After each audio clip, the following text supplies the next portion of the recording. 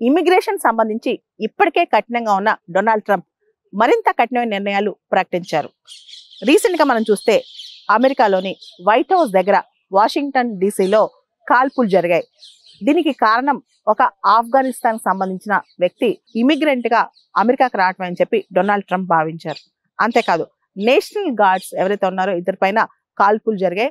ఒక ప్రాణం పోయింది, ఇంకొకరు సీరియస్ గా ఇంజూర్ అయ్యారంట అమెరికాలో. ఈ కాల్పులు ఎందుకు జరిగాయనే దాని మీద ఇన్వెస్టిగేషన్ జరుగుతుంది. అయితే దీనికి సంబంధించి డొనాల్డ్ ట్రంప్ ఒక ప్రకటన చేశారు. అమెరికా ఫుల్లీ రికవర్ అయ్యేంత వరకు, అమెరికా మళ్ళా పునరుజ్జీవం తెచ్చుకునేంత వరకు కూడా పేద దేశాల నుంచి, ముఖ్యంగా థర్డ్ వరల్డ్ కంట్రీస్ నుంచి ఇమ్మిగ్రెంట్స్ రానివని చెప్పి కూడా ఆయన ఒక ప్రకటన చేశారు. అంతేకాదు అమెరికా టెక్నాలజికల్ గా ఎంత ముందుకెళ్ళినా సరే ఈ ఇమ్మిగ్రేషన్స్ వల్ల అమెరికా వెనకబడిపోతుందని, అమెరికా పౌరులకి జరగాల్సిన ప్రయోజనాలు జరగట్లేదని చెప్పి కూడా ఆయన చెప్పారు. ఇప్పటికే ఇమిగ్రెంట్స్ కి అమెరికా ఇచ్చే సపోర్ట్ ఏదైతే ఉందో, సబ్సిడీస్ కావచ్చు, లేకపోతే ఫెడరల్ బెనిఫిట్స్ కావచ్చు, ఇవన్నీ కూడా ఇల్లీగల్ గా వచ్చిన వాళ్ళకి ఆపేస్తున్నామని చెప్పారు.